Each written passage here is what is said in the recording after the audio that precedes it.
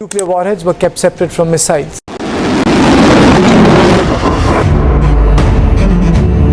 So hello everyone, ভারতের ইতিহাসে প্রথমবার যে ভারত 12টা নিউক্লিয়ার ওয়ারহেড রেডি করে রাখছে নিউক্লিয়ার ওয়ারের জন্য। তার মানে কি ভারত নিউক্লিয়ার দিয়ে কোনো দেশকে অ্যাটাক করার প্ল্যানিং করছে? দেখুন, এরকমটা নয়। প্রথমত আমরা জানি যে নিউক্লিয়ার ওয়ারহেড কি। ফর এক্সাম্পল, আমার কাছে মনে করুন একটা পেন আছে, এই পেনটা রয়েছে, তো মনে করুন যে এই পেনটা হলো নিউক্লিয়ার ওয়ারহেড। সো এই পেনটা যদি আমি প্যাকেটে রেখে দিই বা আমার ব্যাগে রেখে দিই, তার মানে আমি ব্যাগে রেখে দিয়েছি, আমি নিয়ে আসিনি। কিন্তু এখানে আমার অনেকগুলো পেন রয়েছে, কিন্তু এখানে রয়েছে, আমার যদি প্রয়োজন হয় আমি এখান থেকে নেবো, আমি লেখা স্টার্ট করে দেবো।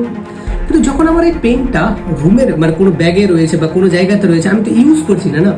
ঠিক সেরকম ভাবে ভারতের কাছে যে নিউক্লিয়ার ওয়ারহেড রয়েছে না, সেগুলো বিভিন্ন জায়গাতে স্টোর করা রয়েছে।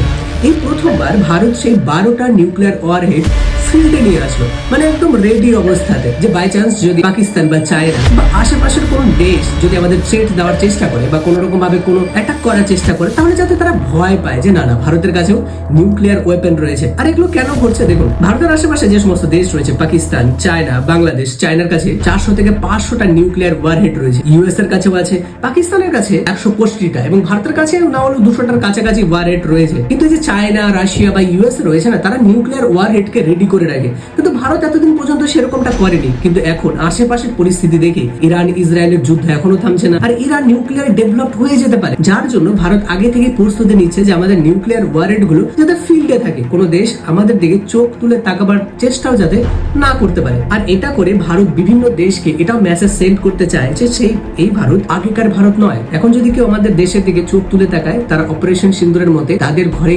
গিয়ে অ্যাটাক করতে পারে। যেমন আপনারা জানেন, অপারেশন সিন্দুরের সময় স্ক্যাল্প বা হ্যামার মিসাইল দিয়ে পাকিস্তানের টেররিস্ট ক্যাম্পে অ্যাটাক করা হয়েছিল। আমরা কিন্তু এলওসি পার করিনি, আমরা আমাদের নিজের এয়ার স্পেসে থেকেই পাকিস্তানে বম্বিং করা হয়েছে।